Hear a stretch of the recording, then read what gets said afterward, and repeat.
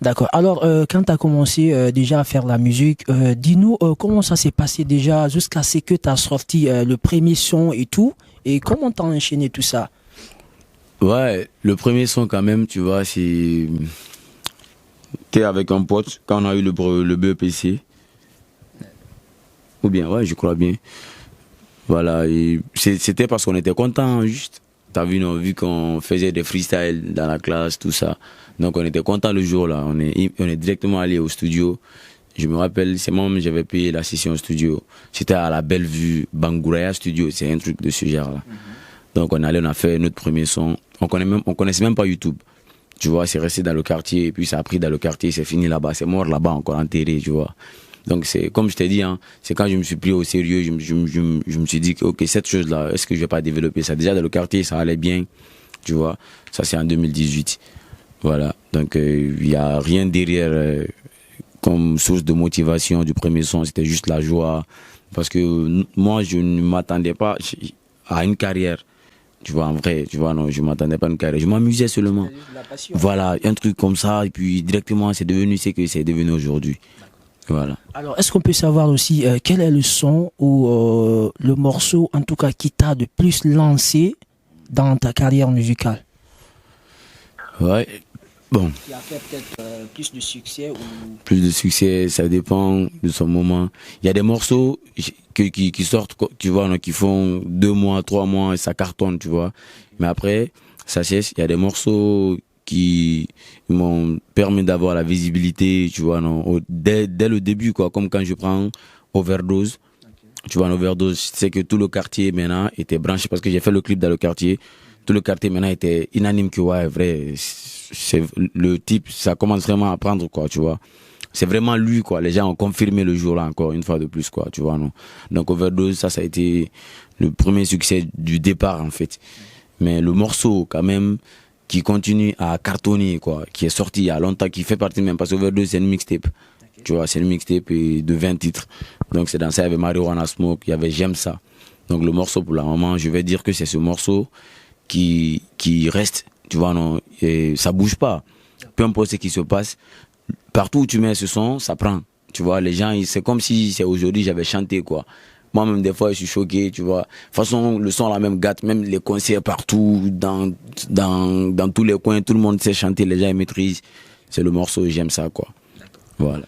Alors, après ça aussi, on a envie de savoir depuis le début, aujourd'hui, à ton actif, tu as combien d'albums ou tu as combien de mixtapes sortis officiellement sur le marché?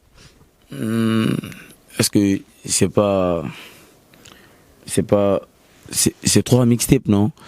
Overdose, c'était une mixtape. Et puis King of Drill. Et puis Welcome to the Violent, 3 mixtapes. Et 2 albums, hein. 2 albums. Bandit Salté, Self-Made. Donc j'ai 3 mixtapes et 2 albums à mon actif. Ça fait 5 projets, quoi. Voilà. Et tous ces albums et ces mixtapes aussi ont été enregistrés ici en Guinée ou il y a eu déjà d'autres qui ont été faits à l'intérieur du pays? Et c'était quoi aussi les collaborations dans ces différents albums et mixtapes? Ouais, déjà, pas à l'intérieur du pays, mais à l'extérieur, tu vois.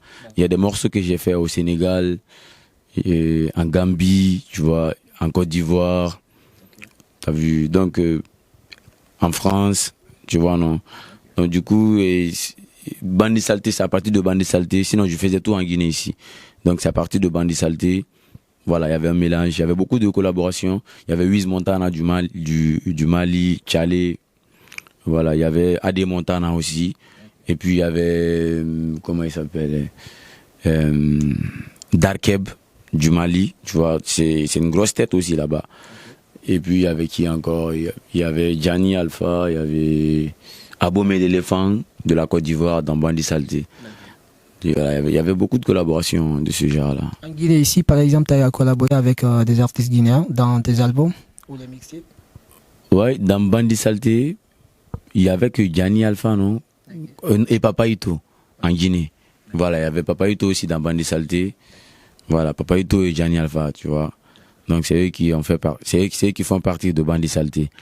Maintenant, King of Drill, par exemple, ça c'est des artistes. J'ai fait 10 collaborations, non? Et deux titres en solo. Tu vois. Comme mais c'est des artistes qui n'étaient pas connus. C'était mon plan pour King of Drill. Déjà, King of Drill, c'est comme si c'est le contraire de Voyuland, quoi. Parce que King of Drill, j'ai pris des gens qui n'étaient pas connus, comme il y avait De Bad. Tu vois, mon son avec De Bad, il y a mon son avec Chacal, il y a mon son avec qui même aussi Butler, qui est Bonnie gratuit, qui a aussi beaucoup donné en ce moment, tu vois, non. Donc c'est comme ça que j'ai fait.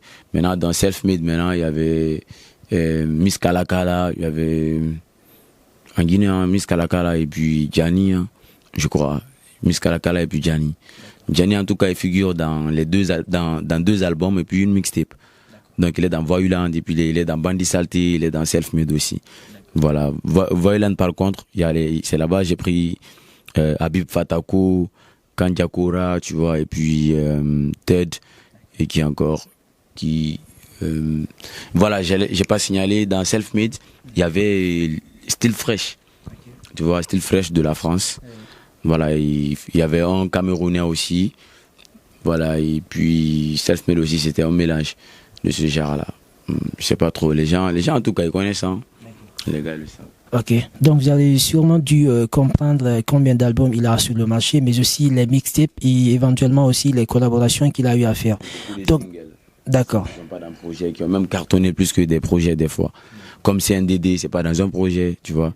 Comme État de siège, tu vois, non, comme Marabole Gang.